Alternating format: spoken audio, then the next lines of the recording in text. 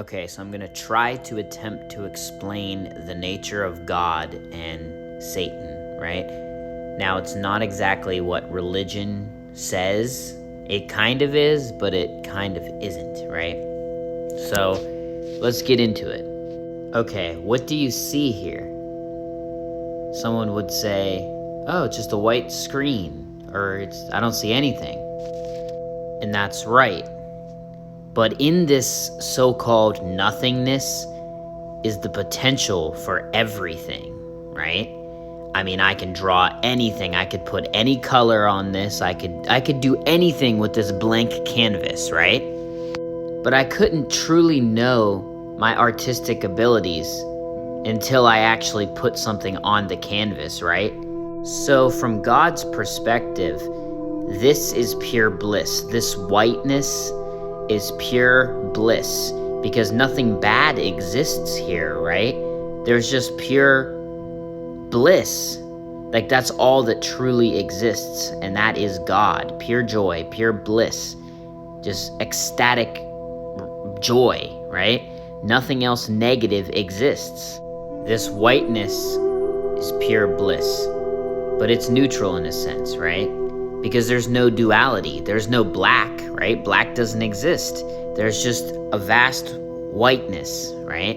Now, the joy is immeasurable in this whiteness because there is nothing holding it down, because nothing can, because nothing exists a part of this joy. But that isn't the fullness of the story. This infinite bliss can only exist because of its opposite.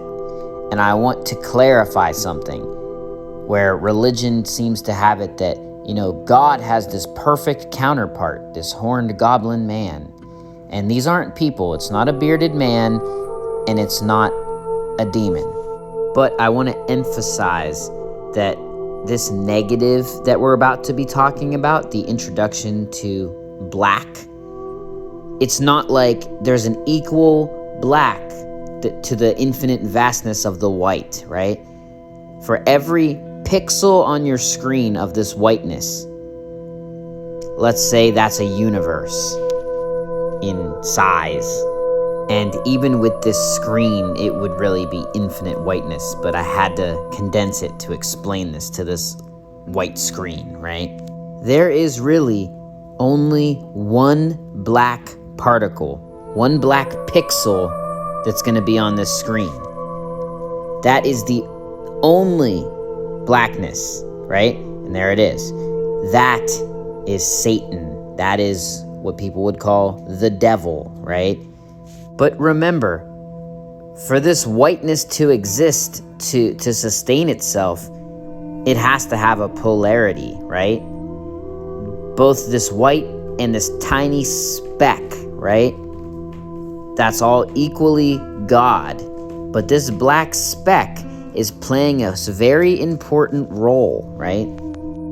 This is the only part of God that allowed itself to oppose itself, right? It had to create that which it is not so that it could know that which it is, right? And remember, I said that each pixel is like a universe, right? If not bigger, right? So we're going to zoom in on this black speck. All right, now we're in an empty universe. Pure dark matter, blackness, right? This is Satan. This is the devil. This is, in Hinduism, called the Maya, which means the illusion, which is that which is not. We just saw that God was that which is, pure bliss, pure I am. This is nothingness. This is an empty void that no bliss is present in. It is the complete opposite of bliss. This is doom. But until the I am presence, the consciousness, goes into this realm, it does not exist, right? So when the I Am entered this space, we now get the exact opposite of the white with the tiny dot of black. When you zoom into the tiny dot of black, you now get blackness with a tiny dot of white. And this is just a never-ending cycle of darkness to light to darkness to light as you zoom in, right? Because it is infinity, and this duality is a part of the whole knowing itself. But you have to understand, in this black realm of doom, the white dot, the consciousness, it can't stay as one, because the blackness will fragment it into separation. Because you see, the opposite of black is white. In the whiteness is pure unity. There's nothing to hold it down. But in this realm, there is so much to hold it down. So that one dot has to separate into infinite perspectives.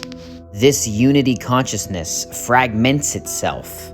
You see, as the light, the white, begins to fragment, we get to see space and the stars, right?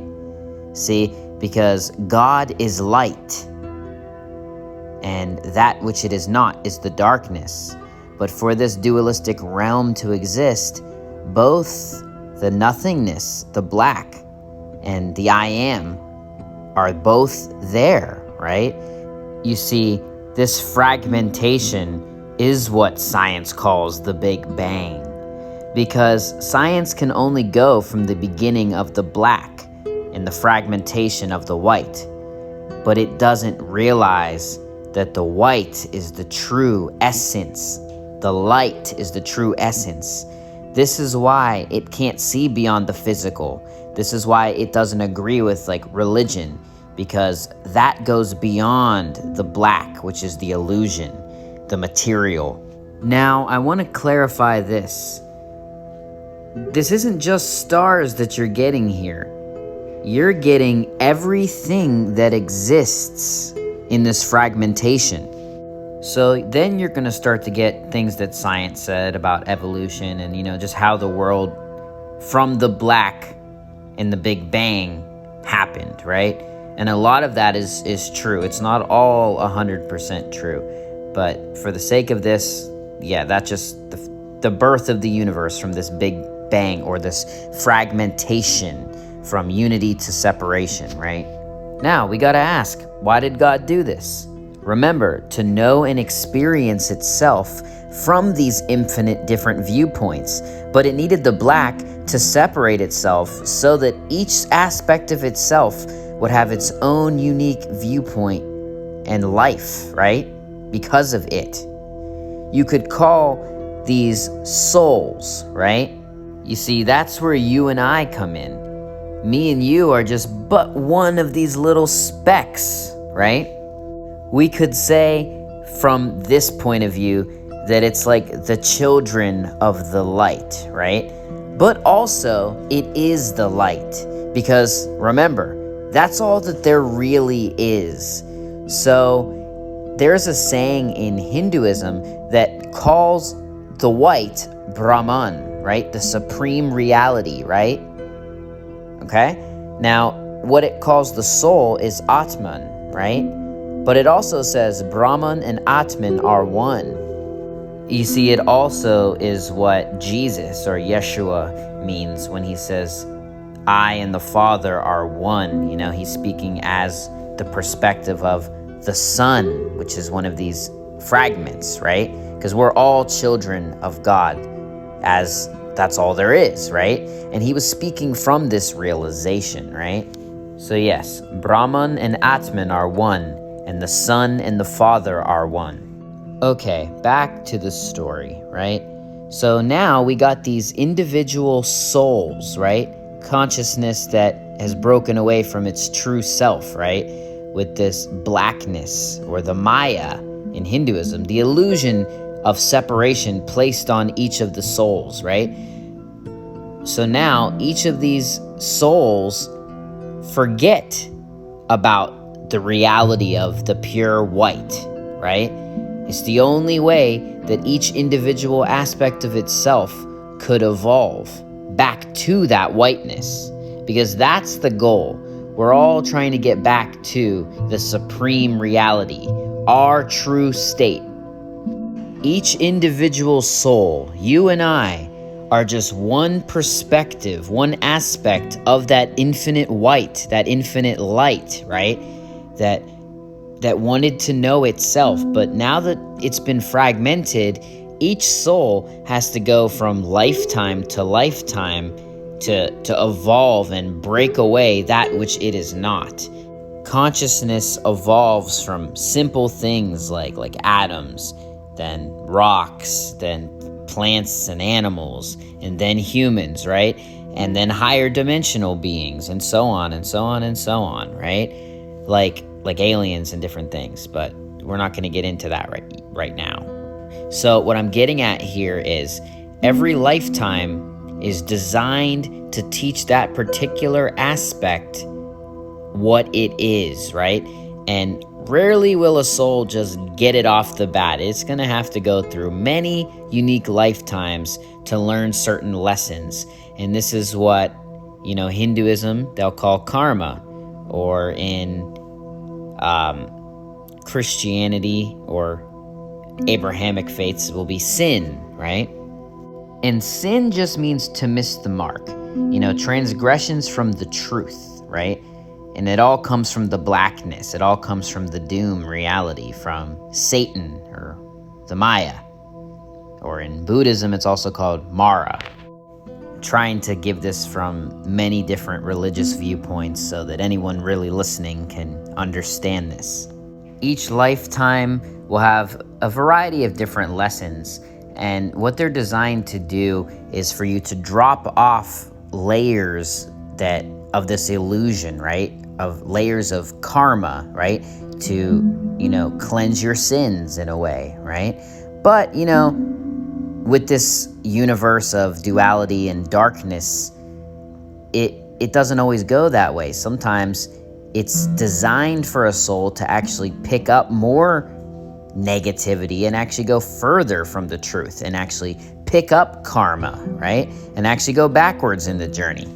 But after lifetime and lifetime and lifetime and lifetime, eventually it is time for the soul to understand. Because what you have to realize is always is that supreme reality with each perspective. The Father is always with its children, right? Because the wholeness loves all aspects of itself, right? So God is always with you. Remember, since all is God at the end of the day, God knows what God is doing in this dream of separation that it's having, right? So I've always said this to people, whatever happens, God already knew that was going to happen, and it was designed a specific way for each aspect or each soul to learn, right? Or to be blessed, because I've always said it's either a lesson or a blessing. And the lesson is to show you that which you are not, and correct you to the path of that which you are, which is bliss, right? And the blessing aspect is to show you, hey, you're this. You're these positive feelings that ultimately stem to bliss. Okay, so what happens when it's that individual soul's time to realize the truth? How does that go down, and how is that different, from other souls still on the karmic path, right? So when one soul has learned everything that it needs to learn to know who it is, its final lifetime bound by this hell realm, it becomes dedicated to learning to awaken from the dream, right? And when a soul awakens from the dream, it then realizes the fact that all there really is the whiteness, is the light, is God, right? And then slowly, it's not a instantaneous thing a lot of the time, right? You'll have these moments, right? But you'll go back and forth and back and forth. But eventually, right? Eventually, you're just going to merge with your true self, which is that realm of light, which is God, right? And this is exactly what people did, like Jesus and Buddha, right? And other enlightened beings, right? They spoke from that plane of existence, the true plane, the true state that you are, right? I don't even want to call it a separate plane. Once you get to this realization, that's just you, right? Which is why people like Yeshua, Jesus, said to the Pharisees when, they were talking about Moses, and he was like, truly I tell you, before Abraham was, I am, right? Because Yeshua realized this truth of the pure self, the oneness with God, right? And he was speaking as that because that's just who he was, right? And his message, just like the other enlightened beings was, that's also just who you are, that we're all one in this. And I can go on for days about how there's different sayings and verses of Yeshua proving this point. But, that might be a video for a different time. And I've made a lot of videos on Yeshua on my earlier days on the channel. So, check those out if you want. But back to the original point, that's our goal, to awaken from the dream that we're in this separate universe. Remember, this is all God experiencing itself, right? But once you wake up from that, that doesn't mean the game ends. You play out the game how you're meant to, if you don't just simultaneously or instantaneously, reach samadhi and, leave your body immediately and return to God, like a lot of yogis have done. You still have work here. But I also want to get to a different point. But I had to cover all of this first. Once you break out of this illusion and you learned who you are, you're not bound by, the karmic cycle, and you've just returned and merged back with God, right? And now, this is heaven, this is the wonderfulness. But on top of this, you know who you are within all this, right? Everyone, because time is an illusion in this realm, it's beyond all that. So everyone, both alive and dead, they're all here, who are yet to be born and who have been born, like there's no lack. Everything is here.